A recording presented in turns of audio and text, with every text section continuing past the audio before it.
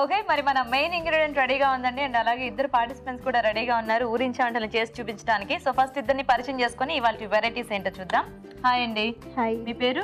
నళిని. నళిని గారు ఎక్కడి నుంచి వస్తున్నారు? బోరబండ. బోరబండ. ఓకే, హాయ్ అండి. మీ పేరేంటి? ఇందిరా అండి. ఇందిరా. మీరు ఎక్కడి నుంచి వస్తున్నారు? బోరబండ. Same place. పరిచయం ఉందా మీ ఇద్దరికి? ఫ్రెండ్స్. ఎందుకంటే నిదానంగా చెప్తున్నారు ఫ్రెండ్స్ అన్న విషయం, అదేదో ఎవరు వినకూడదు అన్నట్టు. ఓకే, రెడీ అయితే వంటలు చేయడానికి. సో ఫస్ట్ ఇందులో ఏముందో చూద్దాము. సో ఇందులో ఏదొస్తే అది మెయిన్ బేస్ గా చేసుకుని మీరు వంటలు చేయాలి. ఓకేనా? సో చూద్దాం ఫస్ట్. ఓ ఆకుకూర.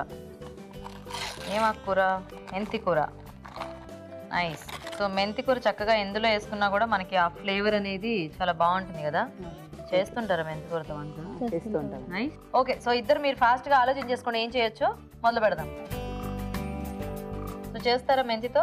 చేస్తామండి. ఏం చేస్తారు? మెంతికూర పెసరపప్పు ఇగురు. మెంతికూర పెసరపప్పు ఇగురు. ఓకే ఓకే, మరి మెంతికూర పెసరపప్పు ఇగురు తయారీకి కావాల్సిన పదార్థాలు ఏంటో ఒకసారి చూద్దాం.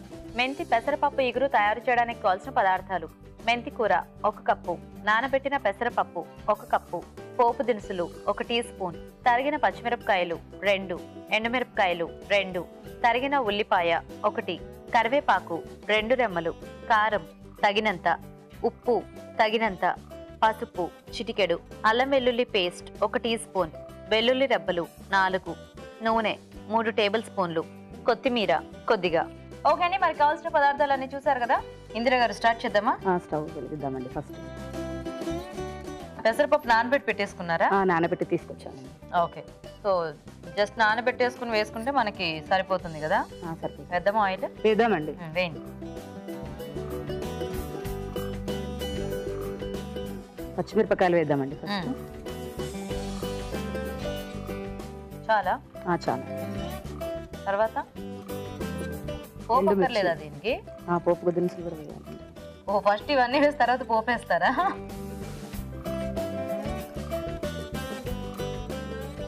పోపు దినుసులు, పచ్చిమిరపకాయలు, నెక్స్ట్ ఎండుమిర్చి. ఓకే, తర్వాత వేయండి. కొంచెం కరివేపాకు. అందులో ఇది ఉంది తీసుకోండి, కలపండి ఒకసారి. కొంచెం వేగాలి పచ్చిమిర్చి, ఇంకా కొంచెం.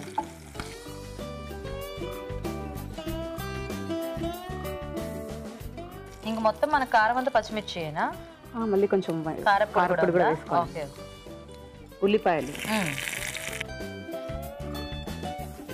ఇదెలా బాగా డ్రైగా వస్తుందా మనకి? కొంచెం ముద్దకూరలా వస్తుందా? ముద్దకూరలానే వస్తుంది. ముద్దకూరలా వస్తుంది. అల్లం వెల్లుల్లి పేస్ట్.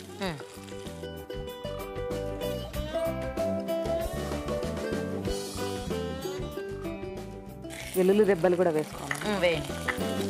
ఒక 4 చాలు. కొంచెం ఆ మసాలా టేస్ట్ కూడా ఉంటే బాగుంటుందా మనకి?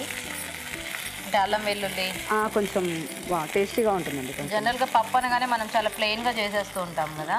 ఇది కొంచెం ఇగురు కర్రీ కాబట్టి కొంచెం టేస్టీ అలా ఉంటే బాగుంటుందా? అదే కాక మెంతికి కొంచెం మసాలా ఫ్లేవర్ ఉంటే బాగుంటుందండి, టేస్ట్ వస్తుంది. అంటే పాలకూర, తోటకూర ఇలాంటి వాటికి అక్కర్లేదు, కానీ మెంతి కూర కావాలి. దీనికి ఉంటే బాగుంటుంది. ఓకే, తర్వాత ఏం వేద్దాం? పసుపు పట్టుకుంటే వేయండి.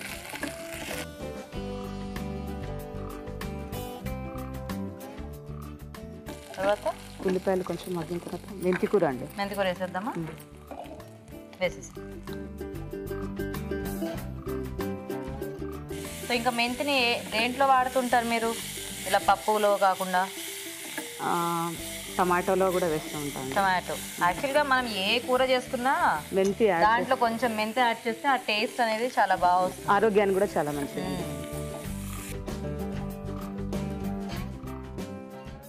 సో అదంతా కొంచెం దగ్గరకు వచ్చేస్తే మనము మిగతాది యాడ్ చేసుకోవచ్చు. అవునండి. తర్వాత పెసరపప్పు వేద్దామండి. వేయండి.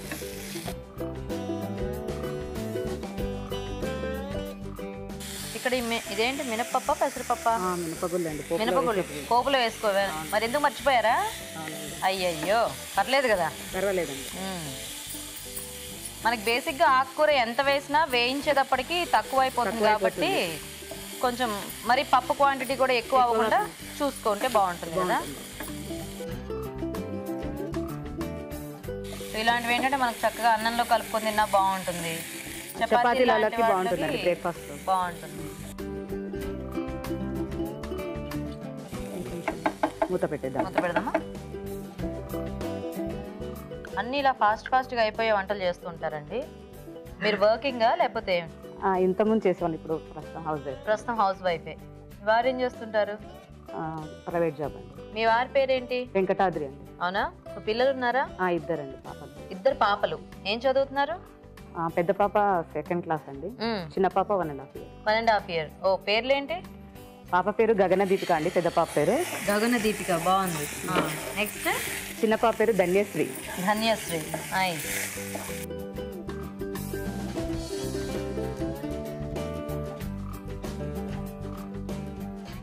మనం ఎండుమిర్చి పచ్చిమిర్చి చేసాం కాబట్టి లైట్ గా చూసుకోండి. ఉప్పు వేద్దాం.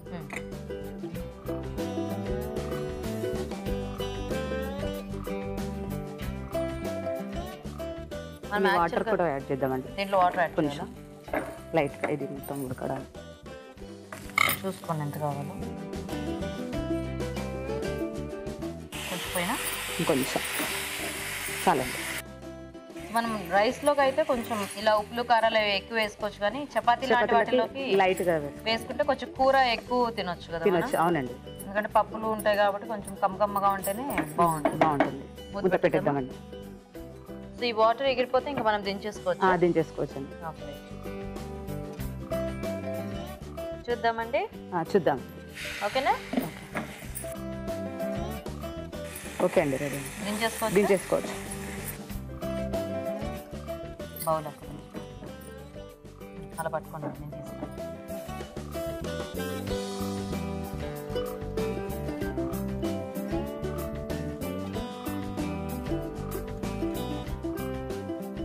ఓకే, కొత్తిమీర చేయండి.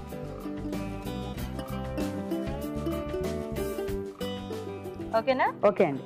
నైస్, బాగుంది. ప్లేట్ ని బాగా డెకరేట్ చేశారు. ఈ ఫ్లవర్స్ ట్రై చేశారు, ఇంకొంచెం ఇంకా ట్రై చేయండి, కరెక్ట్ షేప్ వచ్చేస్తుంది. ఓకే అండి, మరి వేడివేడిగా మెంతి పెసరపప్పు ఇగురు రెడీ అయిపోయింది. టేస్ట్ చేసే ముందు ఈ ఇగురు తయారీ విధానం ఇంకోసారి చూద్దాం.